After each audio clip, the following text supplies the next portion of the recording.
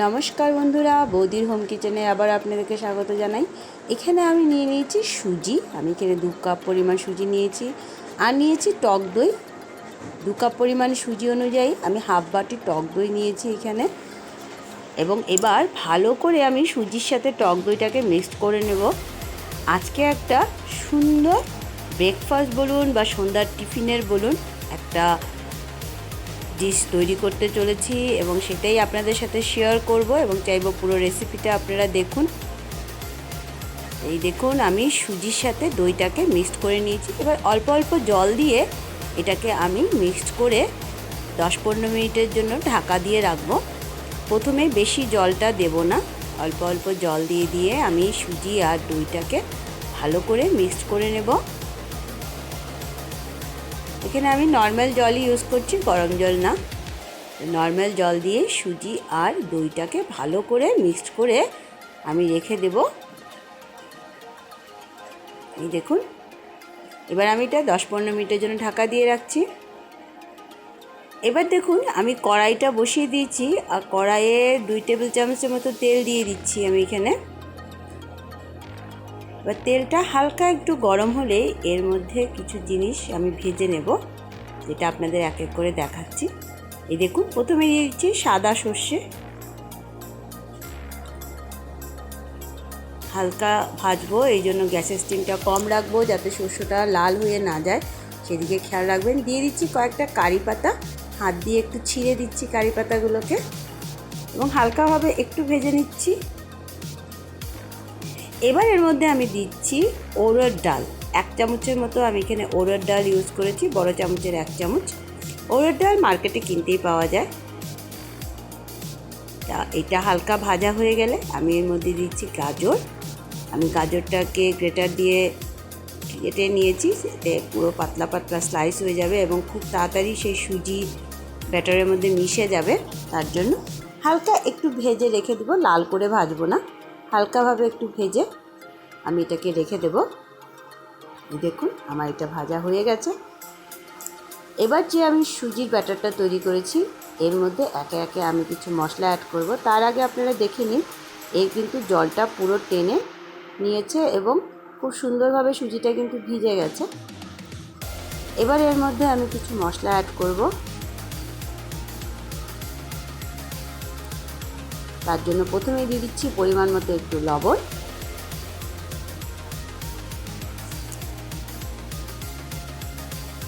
আর দিয়ে দিব আমি এর মধ্যে হাফ চামচ বেকিং সোডা। যদি আপনাদের কাছে বেকিং সোডাটা না থাকে আপনারা এখানে ইনোটাও ইউজ করতে পারেন। এবার আবারও অল্প অল্প জল দিয়ে আমি ব্যাটারটাকে পুরো তৈরি করে নিব। আপনারা দেখবেন বেকিং সোডা বা ইনো দেওয়ার পর অটোমেটিক এই ব্যাটারটা কিন্তু ফুলতে শুরু করবে। এই জন্য খুব ভালোভাবে এটাকে মিক্সড করে নিতে হবে। তো বন্ধুরা, আপনারা যারা যারা আমাদের চ্যানেলটিকে দেখছেন অবশ্যই লাইক করুন, শেয়ার করুন আপনাদের বন্ধুবান্ধবদের সাথে। সাবস্ক্রাইব করলে অবশ্যই বেল আইকনটি প্রেস করতে ভুলবেন না এবং বৌদির হোম কিচেনের শর্ট ভিডিওগুলোও দেখতেও কিন্তু ভুলবেন না। এবং পুরো ভিডিওটা দেখার অনুরোধ রইল, কারণ পুরো ভিডিওটা না দেখলে বুঝতেই পারবেন না আমরা কি তৈরি করতে চলেছি। এই দেখুন, আমার ব্যাটারটা কিন্তু বেশ রেডি হয়ে গেছে। এর মধ্যে এবার আরও কিছু জিনিস অ্যাড করে নেব আমি।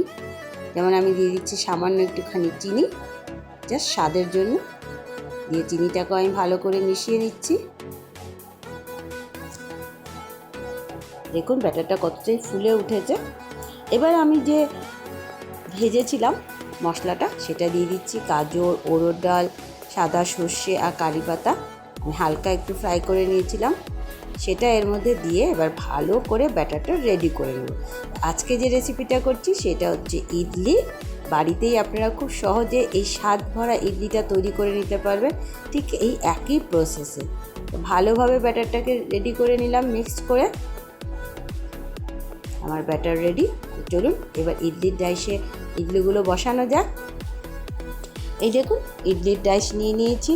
এবার এর মধ্যে একটু তেল ব্রাশ করে নিতে হবে। তেল ব্রাশ করে নিলে ইডলি খুব সুন্দর উঠে যায়। আমি এর মধ্যে রিফাইন তেল ব্রাশ করে নিচ্ছি। এই দেখুন, রিফাইন তেলটা আমি লাগিয়ে নিলাম সবগুলোতে।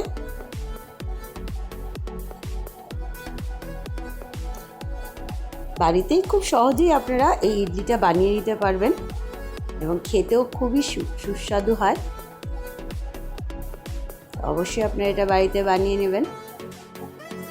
এবার আমি এর মধ্যে ব্যাটারটা দিয়ে দেব।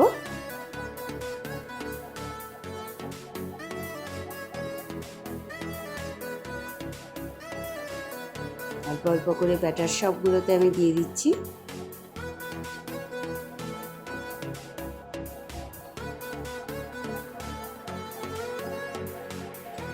এই দেখুন, এইভাবে আমি পুরোটা রেডি করে নিচ্ছি।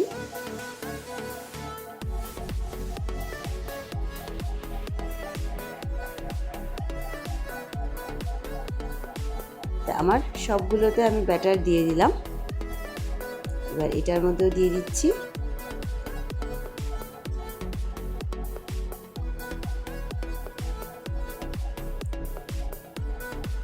এই দেখুন, সবগুলোতে কিন্তু আমার দেওয়া হয়ে গেছে। এবার আমি এটা বসিয়ে দেব। অলরেডি আমি জলটা বাটিতে বসিয়ে দিয়েছি, ইডলির বাটিতে। এটাকে সেট করে নিই। এইভাবে বসিয়ে এটাকে আমি সেট করে নিলাম।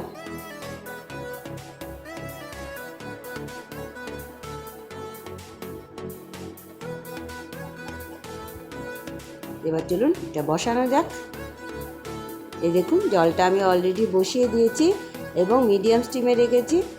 পাক্কা 15 মিনিট এটাকে স্টিম হতে দিতে হবে, তাহলেই আমাদের এই ইডলি একদম রেডি হয়ে যাবে।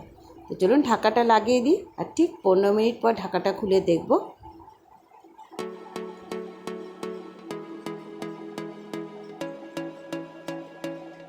এই দেখুন, 15 মিনিট পর আমি ঢাকাটা খুলছি। আমার ইডলি পুরো রেডি। একটা টুথপিকের সাহায্যে আপনারা চেক করে নিতে পারেন যে ইডলিটা পুরো রেডি হয়েছে কিনা। এই দেখুন, আমি ঢুকিয়েছি, আমার টুথপিকে কিন্তু একটুও লেগে নেই। তার মানে ওপরের বাটি এবং নিচের বাটির ইডলি পুরো রেডি। তো চলুন এবার নামিয়ে নেওয়া যাক। যেহেতু গরম, একটু সাবধানে অবশ্যই করবেন আপনারা।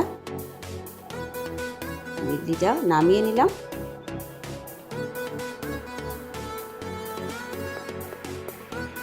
এবার সেটটা আলগা করে নিই।